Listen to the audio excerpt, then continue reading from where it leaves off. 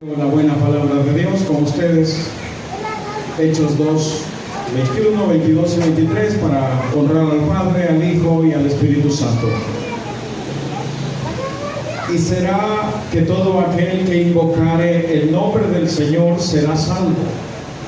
Varones israelitas, oíd estas palabras: Jesús Nazareno, varón aprobado de Dios entre vosotros, en maravillas y prodigios y señales que Dios hizo por él en medio de vosotros, como también vosotros sabéis.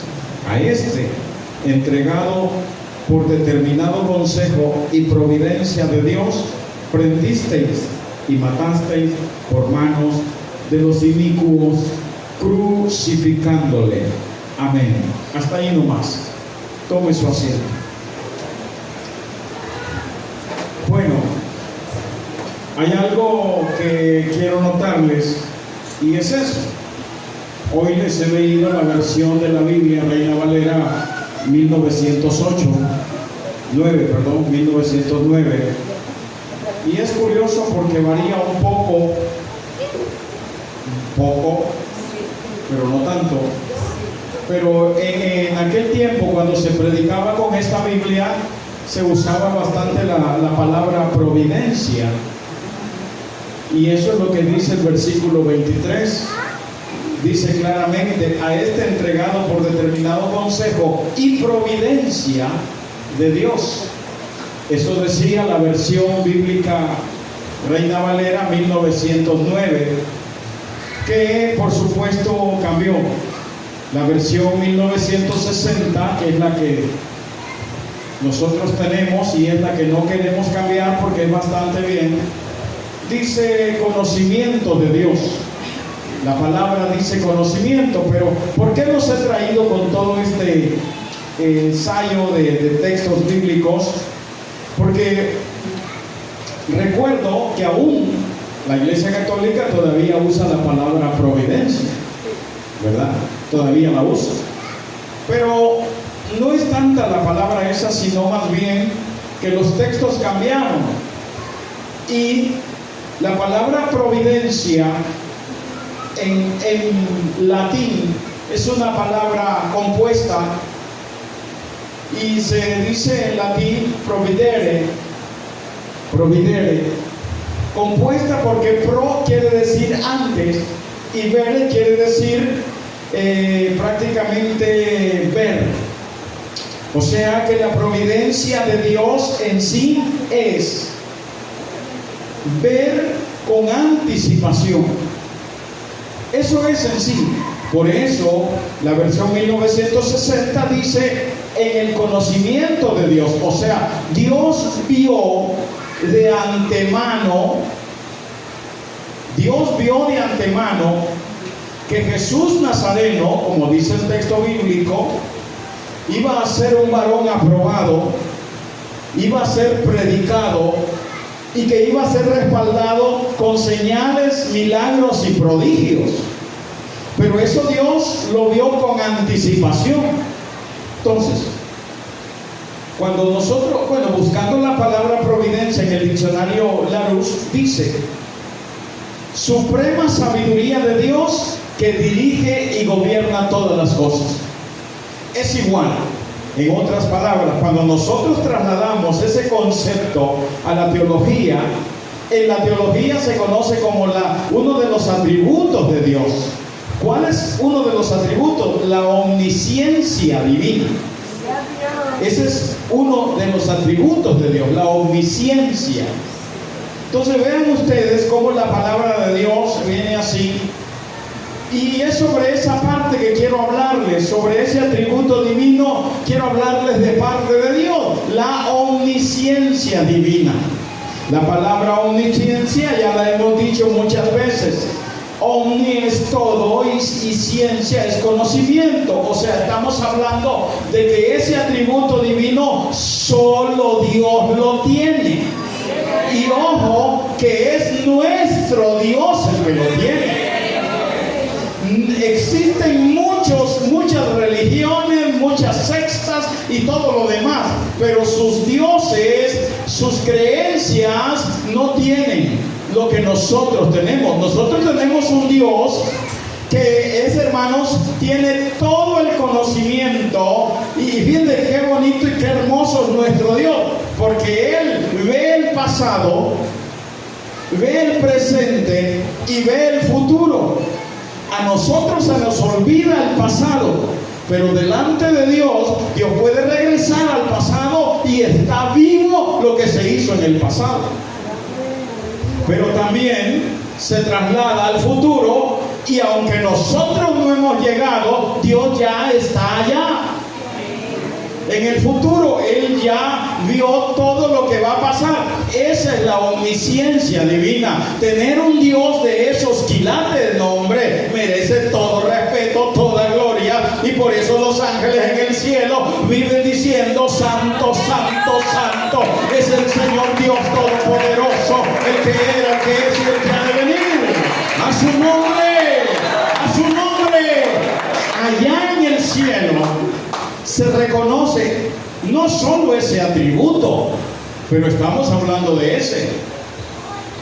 Un atributo que Dios, en su poder de conocer, no solamente tiene todo el conocimiento, sino más bien, ojo con esto, que Él, aparte de trasladarse al pasado y todo lo que hicimos en el pasado, allí está Él.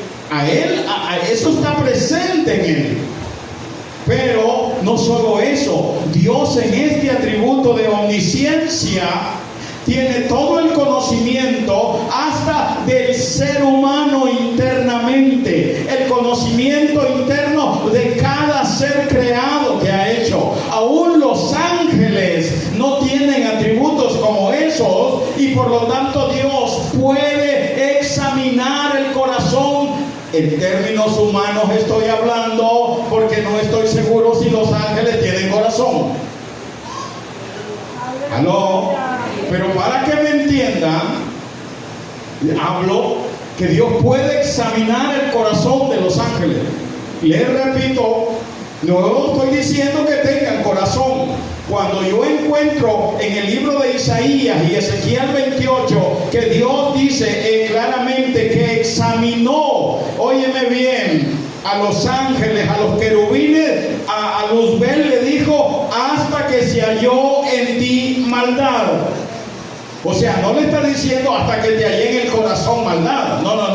Dice que lo revisó en su omnisciencia y le halló maldad. Por eso digo yo, no estoy diciendo que tienen corazón, pero algo tienen y Dios lo revisó. Ahora, eso es con los ángeles, y de igual manera con nosotros sí. Dice la Escritura claramente: yo, Jehová, que escudriño el corazón, los pensamientos del ser humano. Si en el cielo Dios tiene capacidad para escudriñar, ver lo que piensan los ángeles, lo que sienten los ángeles, ¿cuánto más nosotros?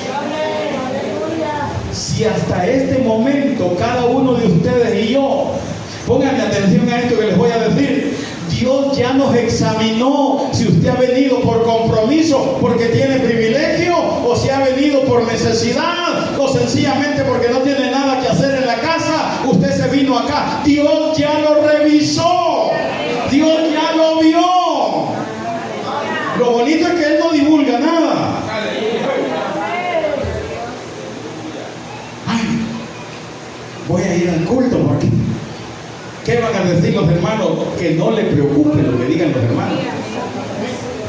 Es Él el que ya vio nuestra disposición. Por eso el salmista insiste: entrar por sus puertas con acción de gracia, por sus atrios con alabanza, alabarle, bendecir su nombre. Porque David, de alguna manera, cuando estaba allá, definitivamente veía que muchos del pueblo de Israel, para cuando iban para el templo, no iban tan motivados, y cualquier parecido no es coincidencia. Quizá va a llover, de verdad. Y ahí vienen y se sientan y dejé la ropa afuera. Y los zapatos que tengo secándose, ahí se los van a llevar los bichos. O sea, no, Dios en su omnisciencia conoce el interior. Y yo espero de todo corazón, ¿no? que ustedes, si vinieron negativos, definitivamente cambien su actitud, porque no ha venido a adorar a un pedazo de metal, de madera, de yeso, de plata. No, vino a adorar conmigo a aquel que es soberano, que nos escudriña, que sabe la necesidad que tenemos. A su nombre. Nosotros no somos como el mundo, así lo dijo Jesús. Esa gente que anda en Semana Santa, en agosto y en diciembre, solamente en esa época salen a testificar. La iglesia no es así. Debe de estar consciente de que su Dios y mi Dios es un Dios que todo lo conoce. Bendito sea Jehová. ¡Aleluya! Ese es el Dios que tenemos, un atributo tan maravilloso. Por eso Dios, conociendo el futuro, fíjense qué bonito, porque Dios ya sabe el futuro y en cierto modo proféticamente nos lo ha dejado escrito en la palabra. Que no tenemos mucha revelación y no logramos entenderla, ya no es problema nuestro, pero Dios ya vio el futuro. Y Dios siempre, como Él ya conoce todo lo que va a pasar en su omnisciencia, cuando Adán y Eva, más bien cuando Eva peca y Adán le apoya, Dios ya sabía de esa situación, pero también en su omnisciencia vio cómo iba a resolver ese problema. Era un problema grave el pecado, porque ya lo hemos tocado muchas veces. Hay una separación. Dios se quitó, más bien Adán se quitó el vestuario de santidad que le permitía tener comunicación con Dios, hablar con Dios. Y créanme, el día en que Dios decidiera, si Adán no hubiese pecado, si Dios hubiera decidido decirle a Adán: mira Adán, vamos al cielo, te voy a llevar donde están todos los ángeles, los arcángeles, los querubines, te voy a llevar, lo hubiera podido llevar, porque Adán antes del pecado tenía vestiduras santas y Dios lo hubiera llevado. O sea, Adán podía vivir en el cielo y también en la tierra.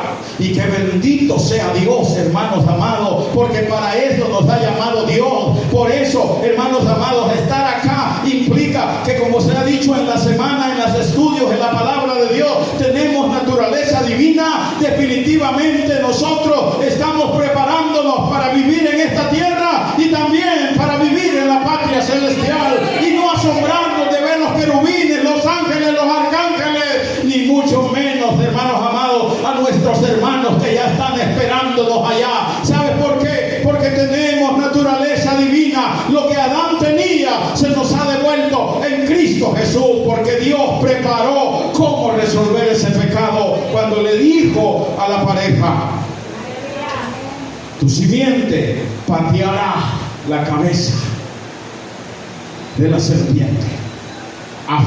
Dios estaba preparando el futuro, pero Dios siempre ha buscado métodos y personas para realizar esas actividades. No avancemos mucho en el libro de Génesis.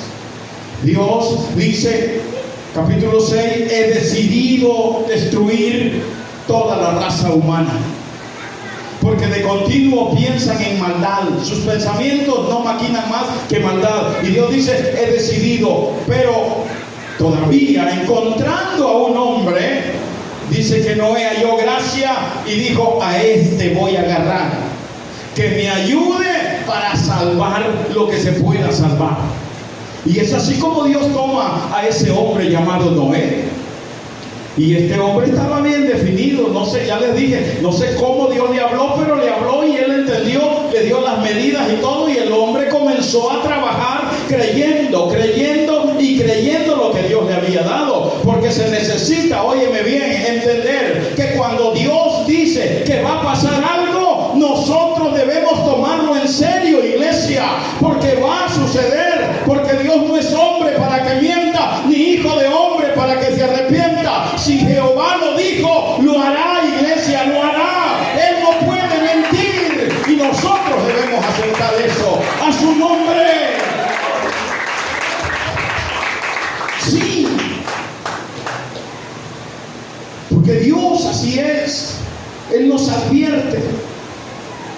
De manera de que Dios terminó enviando el diluvio, ya sea que la gente creyera o no, Él lo terminó mandando.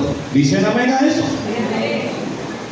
Que un montón de animalitos, la señora lagarta, el señor tacuacín y todos los demás iban para adentro, pues está bueno. Ellos sí se salvaron. Pero Dios cumplió lo que había dicho. Cuando yo veo esto, les digo, recordemos un poco, quizás esa hambruna, cuando Jacob ya está en Canaán, con sus 12 hijos, y Dios, en ese tiempo que están en Canaán, Jacob, definitivamente hay abundancia, hay comida, hay de todo. La bendición está en la familia de Jacob y no hay problema. Pero Dios está viendo que de aquí a unos 17 o 20 años, el problema va a ser grande. Dios ve una hambruna tan grande en la tierra donde está Jacob, que entonces Dios, ¿qué va a hacer? Preparar a alguien para que pueda salvar a su familia.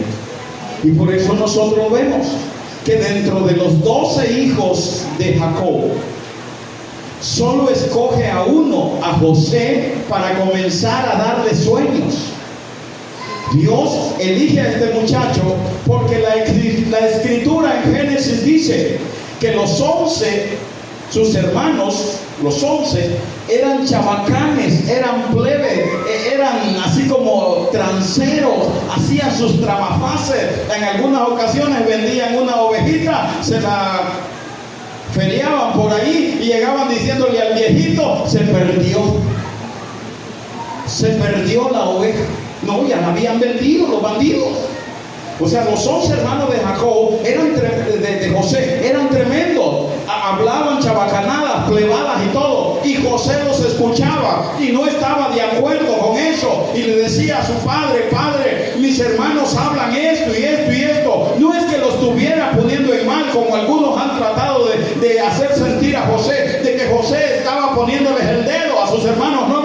Era la verdad. La única situación era que José no participaba de las chabacanadas, las plebadas y las vulgaridades que sus hermanos hacían. Entonces el Dios de los cielos lo elige y comienza a darle sueños y sueños, que la bendición era grande, y él comienza a ver, apenas tiene unos años, está joven.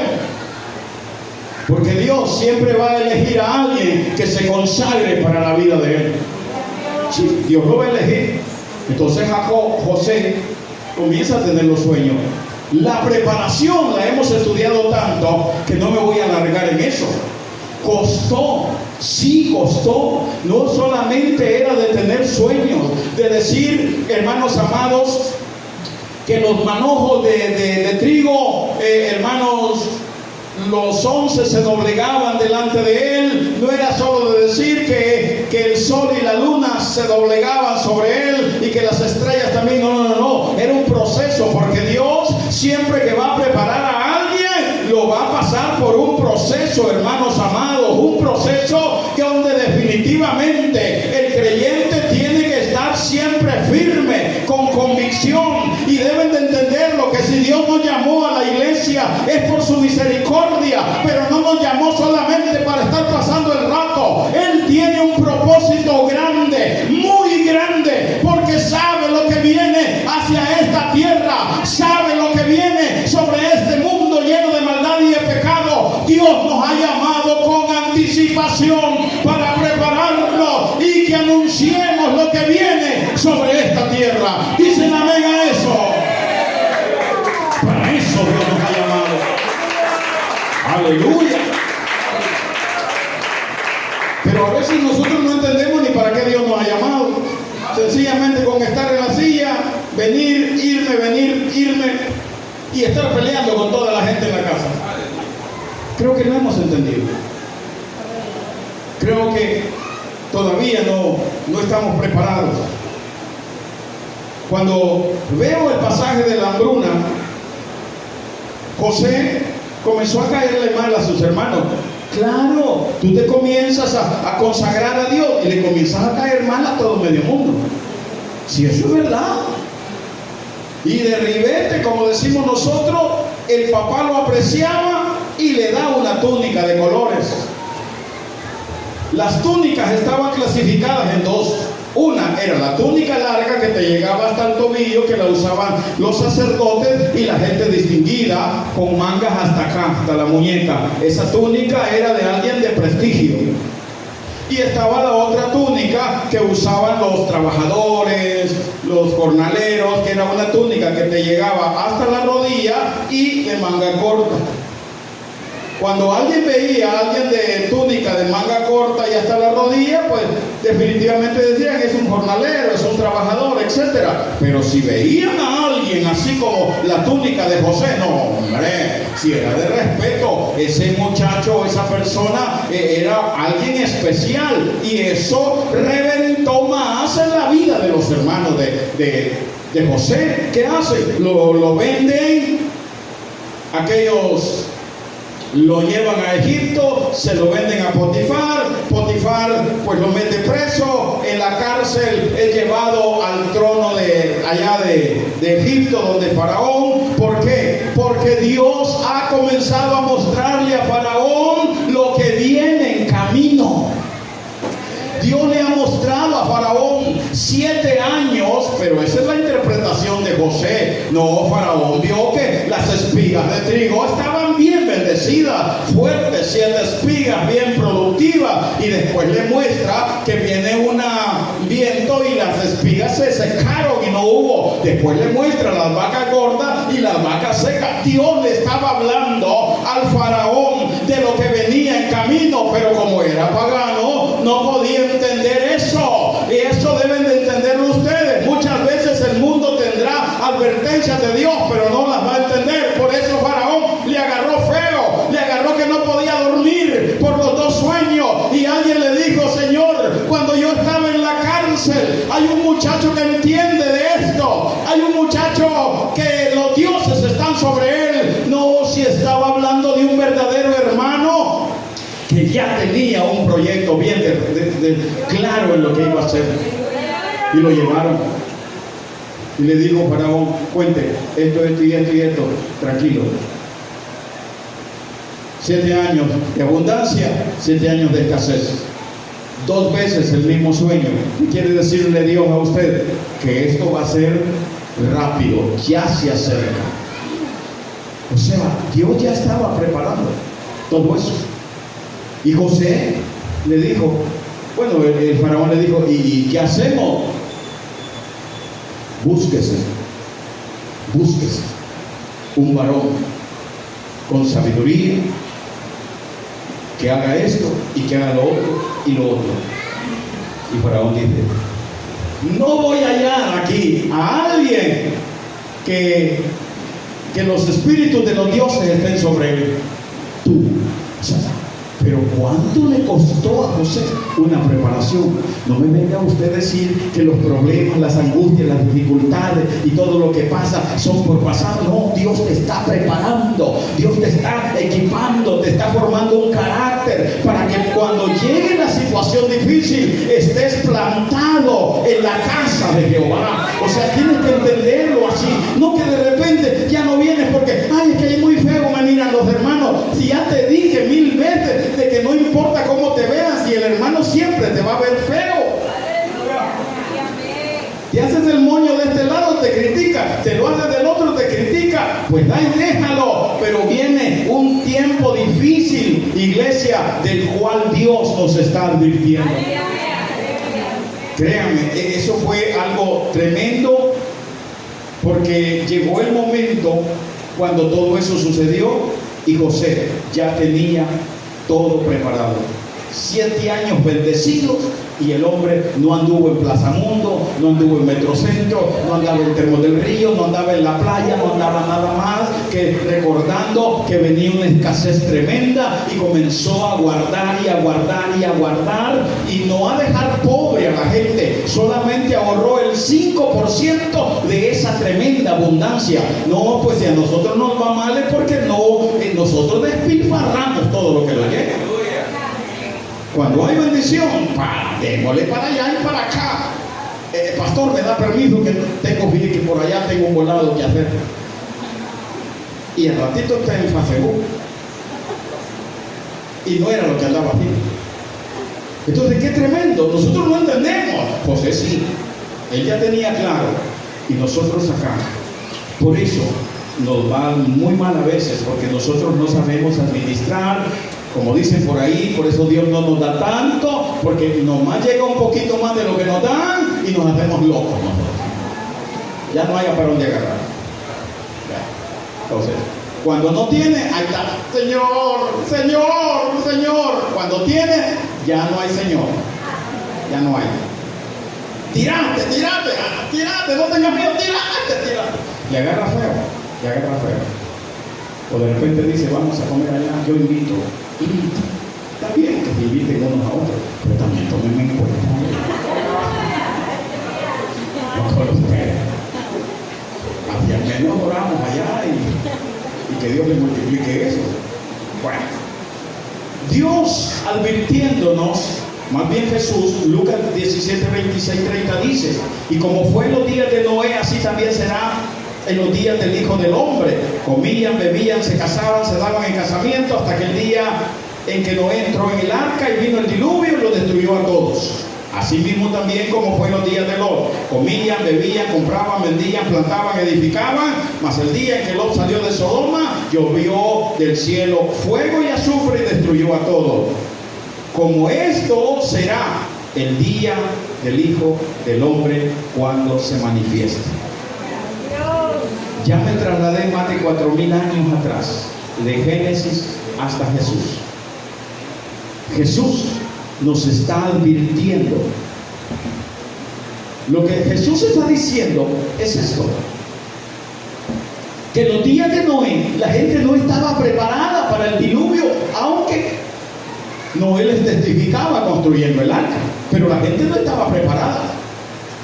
O sea, ya Noé casi trabando el último clavo en las reglas que había puesto del arca, y la gente no estaba preparada. Estaban comiendo, vendiendo, comprando, casándose, comiendo, etcétera. Estaban todos distraídos en sus quehaceres. Entonces lo que Jesús está diciendo, que aquella generación no estaba preparada para lo que venía, y era el diluvio. Ojo, iglesia, porque esa era una advertencia. Cuando yo leo Apocalipsis 3 y hablo del mensaje a la iglesia de la Odisea, ya les dije, esa iglesia de la Odisea es la iglesia del Señor en la actualidad. No hay otra iglesia que va a ver el final de los tiempos. Somos nosotros la última iglesia, y el mensaje que se le dio a esa iglesia fue enfático. Dice, yo conozco tus obras, que ni eres frío ni caliente. Ojalá fueras frío o caliente, pero por cuanto eres tibio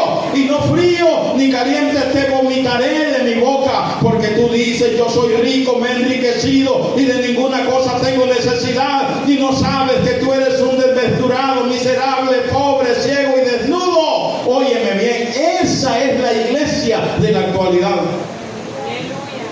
Ustedes no estén esperando otra generación de iglesia. Perdonen, el libro de Apocalipsis es enfático que el último mensaje a la iglesia fue a la iglesia de la Odisea. Una iglesia que no tiene necesidad de Dios. Una iglesia que anda feliz, tiene dinero y anda gastando y anda para arriba y para abajo. Y no estoy diciendo que no gasten, pero no gasten más de lo que entra. Financieramente hablando, tú vas a quebrar. Si te pones a gastar, haces un análisis de balance, y pregúntenle a Josué que entiende de esto.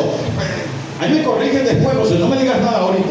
Entonces, imagínense, Josué entiende de balance, o sea, las entradas y las salidas, los egresos y los ingresos. O sea, si tú comienzas a gastar más de lo que entra, definitivamente te vas a acabar el pollo. Sí. Y este que no ha estudiado eso, yo porque vi a José. Entonces, vean ustedes, la gente no estaba preparada. Como les digo, no estoy diciendo que no puedan salir a comer. ¿Cómo no, hombre? Disfruten, pero tengan un balance. ¿Cuánto podemos gastar este mes? Hoy podemos gastar este mes. No podemos. Tenemos que pagar esto, lo otro y lo otro. Pero si no hacen esos balances, toda la vida van a estar llorando. Señor, no tengo para esto, no tengo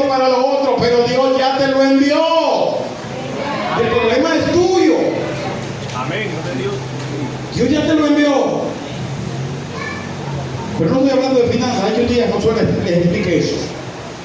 El asunto es que la iglesia de la actualidad, después del capítulo 3 de ese mensaje, entramos al capítulo 4. Una puerta se abrió, dice el capítulo 4. Se abrió una puerta, ¡pum! Y a Juan le dijeron, sube. Estamos hablando de que somos la última generación donde la iglesia debe de entender esto. Hay una iglesia, hermanos amados, que se ve a sí misma, rica, que no tiene necesidad de nada. Ese es cómo se ve la iglesia. Pero ¿cómo lo ve Dios? Pobre, desnudo, miserable, ciego. Así lo ve Dios. Y yo quisiera que Dios no nos viera de esa manera a nosotros. Les digo porque recordemos un poco. No estábamos preparados cuando llegó la pandemia. ¿Aló? No estábamos preparados para que nos cerraran las puertas de la iglesia. No estábamos preparados para estar metidos en cuarentena. No estábamos preparados, hermanos amados, para todo lo que trajo la pandemia. No estábamos preparados. Sencillamente estábamos diciendo, mañana, la otra semana, vamos a hacer esto, vamos a ir a otro. Miren, no se comprometa con tal cosa porque la otra semana vamos a hacer esto. Y hay gente que lo hizo y quedó trabada donde estaba. Algunos dijeron, vamos a hacer un viaje a la Unión, y cuando se decretó, nadie puede salir de sus casas, allá quedaron trabados y después no hallaban cómo hacer. Y otros le dije, ¿cómo le hago y cómo me voy para mi casa? Y la aflicción, porque no estaban preparados. Entró pánico, no había iglesias donde reunirse, no había. Y óyeme bien eso es el problema más grande que nos puede suceder a nosotros, teniendo una experiencia. Y les